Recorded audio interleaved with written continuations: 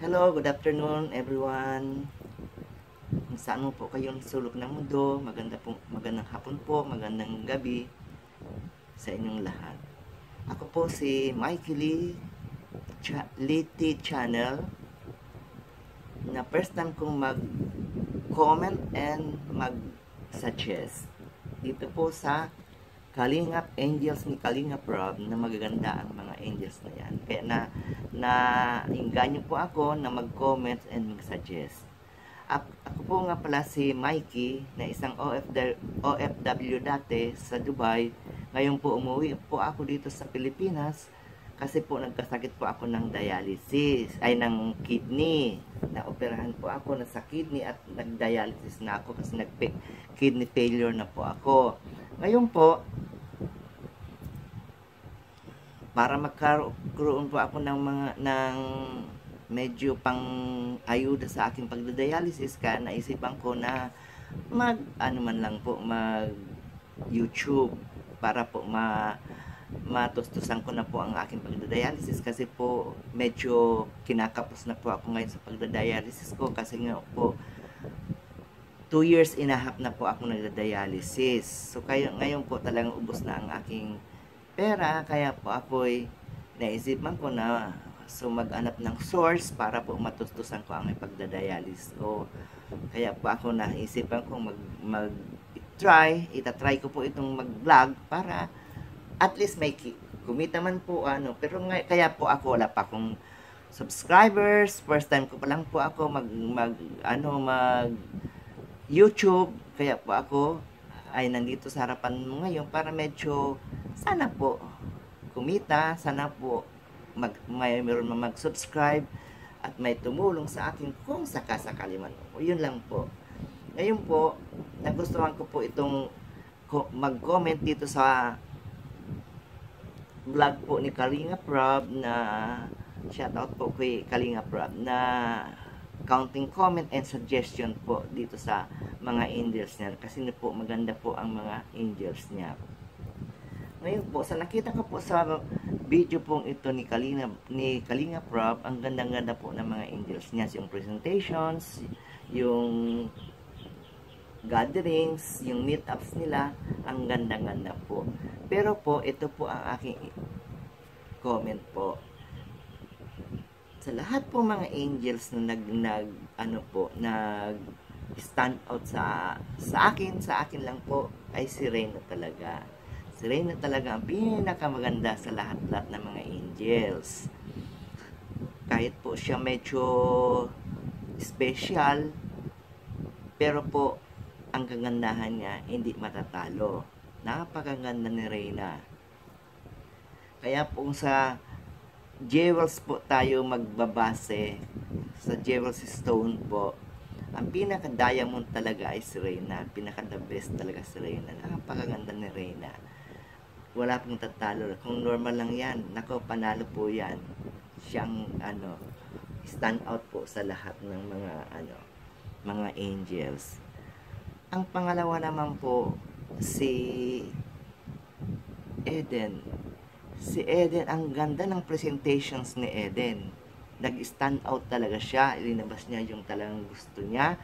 Kasi alam niyang mag-meet up sila ng mga angels nila, mga angels.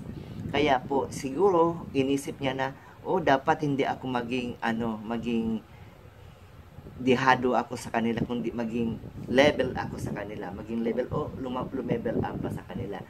Siyempre dapat presentable ako sa gagawin namin ito na meetups namin. So maganda talaga ang ginawa ni Eden. Hindi mo po akakalain na isang Maruya vendors si Eden nung lumabas siya doon sa meetups nila. Ang laki ng pagkakaiba, ang laki po ng pagkakaiba ng katauhan ni Eden sa isang vendors at saka isang meetups nila. Ang ganda-ganda talaga ni Eden. Hindi po siya po nagpatalo. Talagang lumabas yung kagandahan niya. Dapat ganun silang lahat. Dapat sila ganun ang gagawin nila. Na pag first time na mag-meet up sila, dapat pakita nila na talagang ako isang presentable na lady, na angels, na sinasabing angels, dapat ganon po yon. Ang ganda-ganda po ni Eden. Pangatlo po si si Joy. Si Joy naman po nandoon siya sa kalagitnaan talaga. Yung hindi naman siya the best, hindi naman siya the lowest. Andoon lang siya sa middle talaga. Ang niya, ang ganda, ang pananamit niya. Andoon lang po siya para sa akin ay nasa gitna si Joy. Nasayang lang po talaga ako kay Dara. Kung nabihisan lang yan si Dara ng maganda, siguro nag-stand out din yung beauty ni Dara. Kasi po si Dara, ang tangkad, ang ganda ng katawan niya. Good talaga ang ni Dara. Presentations, ang ganda-ganda talaga ni Dara. Kaya nga lang po, medyo kulang siya sa bihis lang talaga sa kanya. Kulang po ang pagkabihis sa kanya. Kaya po, ganun po ang comment po sa kanya na sana po na next time ay i-level up niya ang sarili niya, na magdamit siya ng maganda, ng maayos, na mag-close shoes siya, pa kung gusto niya, kung rubber shoes or basta maganda po ang dapat i-present niya. Ngayon naman si Roseanne ay napakaganda rin po niya. Kaso nga lang po, dapat yung mga hindi po siya laging nagpapants, dapat mag-skirt siya kasi petite siya, maliit na babae. Dapat skirt na medyo above knee, o basta yung medyo maganda ang ang pananamit. Kasi lalabas yung kagandahan niya kung siya'y mag-aayos ng pananamit niya, maganda siya. Di rin siya maratalo sa kagandahan ng lahat. Talagang lalaban din ang kagandahan niya diyan sa sa meetups nilang yan. Kaya po, ito ang suggest ko sa kanya, dapat ayusin niya ang sarili niya, damitan niya ng maayos, kasi namili naman sila ng mga damit sa SM, so dapat kung sinuot niya yung maganda, kasi meetups nila yan, yung ipipresent sila ni Kalinga Prab ng as an angel. Kaya po, dapat yung presentable talaga sila, kasi ang viewers, ang mga manunood ay nandoon nakapokus sa kanila. Mamimili ang mga viewers sa kanila kung sino talaga ang mga nag-stand out, na behind. Kaya ganun po yun. Pero lahat po sila magaganda. Wala po sa kanilang natatalo o nanalo.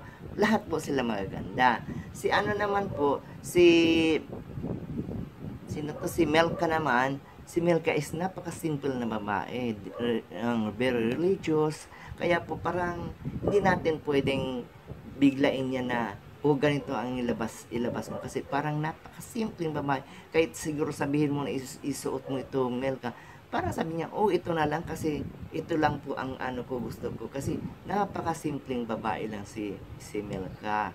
Ang ganda-ganda rin ni Melka, may talent po siya na singing and dancing, maganda po siya. Kaso nga lang, talagang, syempre, namuhay po siya sa bundok, kaya medyo very simple ladies lang po si Melka. Yun lang masasabi ko kay Melka. Pero sana mapilit siya na magbihis rin ng maayos para sa meetups nila. Talagang di sila nagpapatalo sa isa't isa. Lahat sila level up. Maganda yung mga gano'n na mga Pero sa ordinary naman na vlogs, kahit nakapaalang siya doon sa lugar nila, sa bundok nila, okay lang po, kasi doon yun ang pamumuhay talaga ni Melka. Kaya po, yun po, sana po during the meetups nilang mga angels, lahat sila maging presentable, lahat sila mag level up. Yun ang aking ang mga comments po. Sana po ganun po ang mangyari. Sana po, kasi po sana po si Kalinga Prab ay bago po siya mag-present sa mga viewers, dapat po may call up time siya. call up time si Kalingap sa mga angels na dapat mga 9 o'clock ay nasa coffee shop na lahat ng mga angels para po mag-ano po sila, mag-dress rehearsal man lang kasi ito ang dapat na isuot, yung ito ang dapat maging presentable kamo lahat para maganda ang meetups ninyo, ang presentation natin sa mga viewers. Dapat yung mga counting makeup, yung mga makeup lang si Ma'am Jack kasi marunong siyang mag-makeup, dapat i-makeup niya lahat ng mga angels na light lang po ang mga makeup nila kasi magaganda naman po sila. Saka po bago i-present, talagang presentable po silang lahat. Maganda po ang pagkaka-present nila. Maganda po ang pagkakaayos ng mga damit nila at makeups nila. So, para ang mga viewers ay talagang maenganyong manood at magpipili talaga sila kung sino talagang pipiliin sa napakaganda nila. Pero hindi sila pwedeng kompetensya. Pero lahat sila po ay magaganda. Ipili lang sila ng mga gusto nila, yung mga choice nila na, ito para sa akin, para maganda si ano. Pero walang competition po ang mangyayari. Pantay-pantay po ang kagandahan nila, pantay-pantay po. Kanya-kanya lang po na gusto kung sino po ang gusto nilang piliin. Ngayon po, Ma'am Jack, suggestion ko lang po na wag po silang gagamit ng mga accessories na mga binili lang sa labas. Kasi po, baka magustuhan ng viewers, magtatanong ang mga viewers kung saan yan galing na accessories niyan, alam mo, Dara, saan ang galing ng accessories ni Dara. So, mahirapan po kayo bibili para sabihin. Ang paggamit mo lang po, Ma'am Jack, ay yung mga Rob Jack's Jewelry po. Yun ang ipagamit mo sa kanila. Lahat po sila pagamitin mo ng mga jewelry na yan para maging model sila ng inyong binibentang mga accessories. Kaya po dapat bago mo ipasuot sa kanila yung mga kay Dara, bago isuot mo po yung necklace, earrings, necklace, dapat po ilista mo po na ito kay Dara, ito ang suot niya para po kung may mag-request po na mga customers or viewers na, gusto ko yung suot ni Dara, anong klase yon. So alam mo po kung anong suot ni Dara, ilista mo na po kung ano ang mga so makakabenta ka po niyan, marami kang mabibenta niyan kasi nga po kung maganda ang lalo na ipasuot mo sa kanila yung non-saleables na mga items mo para po makita ng viewers, makita ng mga audience na ito ang mga accessories na suot nila, so ang gaganda. So, mapipilitan silang umorder para sa kanila. Kaya po, yun ang suggestion ko po sa inyo na ipasuot mo po ang mga accessories na binibenta po ninyo para marami pa kayong mga bentang marami pa kayong bentang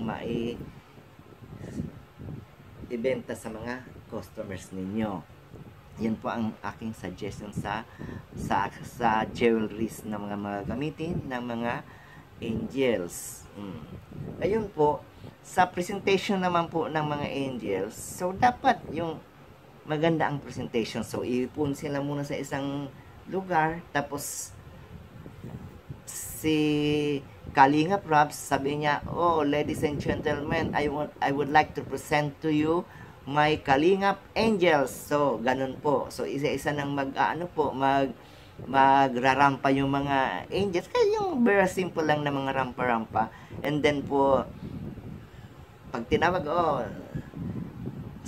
sasabihin ni Kalingap na, Kalingap Angels Dara, din si Dara, lalabas na po siya. Tapos magsasabi lang, kahit kaunti sabihin ni Dara na, ako po si Dara, Kalingap Angels, Dara, from kung saan, taga saan siya. So, ganoon po, very simple lang, din po na. Tapos na, hanggang sa matapos po. Then, dapat po, Kalingap Rob, gagawa ka po ng mga, yung itinerary ninyo, yung gagawin nyo sa meetups na yan. So, kalimbawa, kumain, pakakain, so medyo may counting Q&A na alimbawa, tatanungin mo sila na ano ang advantages and disadvantages being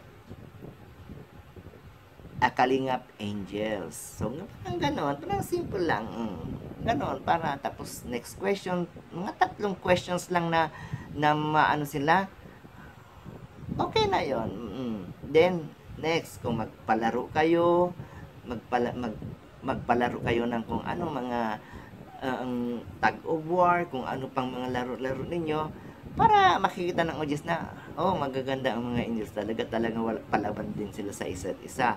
Tapos po, kung gusto niyo mag-TikTok, dapat may TikTok din. Kasi yun talagang mga hilig talaga ngayon. Yun ang uso ngayon eh. TikTok na yan. Kaya, dapat mayroon TikTok. Then, kung ano pang mga idadagdag ninyo na yung mga rampa-rampa, mga picture-picture, one by one, para po makikita nila na nakapost nila, kung mag-model na sila, ipopost nila ang sarili nila, para makikita nila yung from head to foot, na makikita yung suot, at makikita yung mga suot nila, na ganito na nga ganito kaganda sila, yung accessories makikita. Kaya yun, ang ganda-ganda ng mga dapat mayroon po kayong itinerary na gagawin niyo sa araw na yon. Kaya yun ang aking mga suggestions and comments sa Kalingap Angels niyan. Kaya ito naman mga Kalingap Angels, dapat isipin nila na i-present kami, mag-meet ups kami ngayon, dapat maging presentable sila, di sila maging ordinary na, tama na to, simple lang. Hindi po, dapat gawin ninyo ang best ninyo, yung the best para sa inyo, na ito ang isusuot ko kasi mag-meet ups kami, makikita kami sa TV, maraming manonood sa amin. So dapat ito ang best sa akin, itong isusuot ko, para maganda ka talaga, presentable ka talaga. Maraming magkakagusto sa iyo na manood, magkagusto na i-idolize ka kung gusto man ma-idolize. Yun, ang ganda-ganda po yun. Kasi, at saka po, kung lalabas po ang mga angels, hindi na po sila basta-basta ngayon susuot lang ng simple na mga damit. Kasi nga po, kayo po ay celebrity na. So, kahit pupunta kayo ng SM, so dapat medyo maganda na ang like Rachel. Si Rachel, napakaganda dapat i-look up ninyo si Rachel.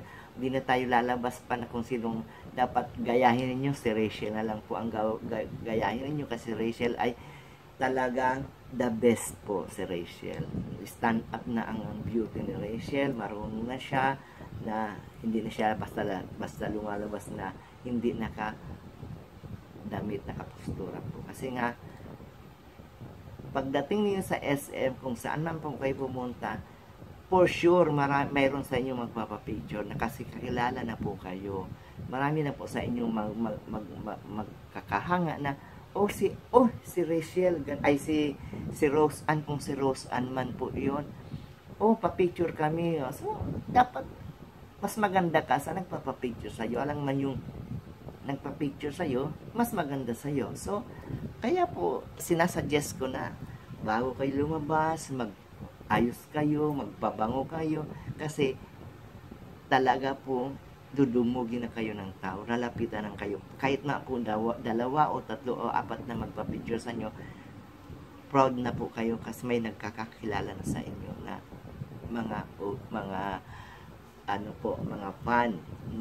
fans ninyo. Kaya yun ang mga ko sa mga angels. Be aware kayo during nang lalabas kayo sa public. Kasi isa na po kayong mga celebrity, kilala na kayo, mga angels na kayo ng Kalingap, maraming nanonood sa Kalingap. Kaya po, ganun po ang dapat yung gawin, yung i-present ninyo ang sarili ninyo na maganda. Kaya po, sinasuggest ko na po, kung hindi na tayo lalabas na kung sino ang gayahin pa ninyo, ang levelan ninyo, kundi si Rachel na lang po ang ninyo, ang gayahin ninyo. Kasi si Rachel, siya ang pinaka ng Kalingap, nag-successful ang Kalingap successful si Rachel dahil sa Kalingap. Yun po ang ang masasabi po. Napakaganda po ng result para kay Rachel sa ginawa ng Kalingap sa kanya. Kaya po ngayon, kahit sino man pumunta si Rachel, kilalang kilala si Rachel, maraming nagkakagusto ni Rachel, nagkakatagahan ni Rachel at ni Rowell because of Kalingap. So, yun ang aking masasabi po. Kaya dapat mga angels, aware kayo sa inyong mga sinusuot. Huwag kayong gagawa ng kung ano-ano kasi nga po, pag kayo na videohan, yun, siyempre, ikakasira ninyo yan. So, dapat laging maayos. Behave. Yun. Ang ganda. So, yun lang po ang aking mga may isa-suggest po sa comment sa mga angels na yan na magaganda po sila. Lahat po sila nag-stand out. Kaya po sa susunod dapat ganyan po. Kaya po yung mga viewers, pumili po kayo ng mga gusto ninyo, kung sino po ninyong gusto, at kung meron naman po kayong medyo extra money, sponsoran po ninyo ang bawat gusto ninyo para po may pangdamit sila para sa next pictorial or meetups nila, may mga isusuot po sila. Yun ang medyo suggestion ko lang po. Para sana po si Miss Jack kumuha ng isang ng wardrobe consultant para sa mga angels during meetups lang po. At saka isang makeup artist para i-makeup sila ng light lang po para hindi masyadong kita para di mo masyadong heavy ang makeup, light lang po yung mga kasi magaganda na sila counting mga makeup lang ilalagay mo sa kanila okay na po sila. Sa wardrobe naman, yung consultant dapat magaling talaga siyang mag-match ng mga damit na hindi lahat naka-trouser, hindi lahat naka-panda, kundi iba-iba. Dapat si Roseanne ay naka-skirt, na mini-skirt, si Dara kahit siya naka-pants kasi mataas siya, matangkad siyang babae, okay lang yun. Yung fit na mga stretch na mga ang pants sa kanya. Si Melka dapat naka long dress lang siya, yung mga diretso lang na damit na medyo maiksi lang naman ng kaunti. Si Eden, ang ganda ng suot ni Eden. Yung mga ganyang kay Eden, pwede nang yun. Pwede na yung suot ni Eden. Si Reyna naman, napakaganda ng suot ni Reyna.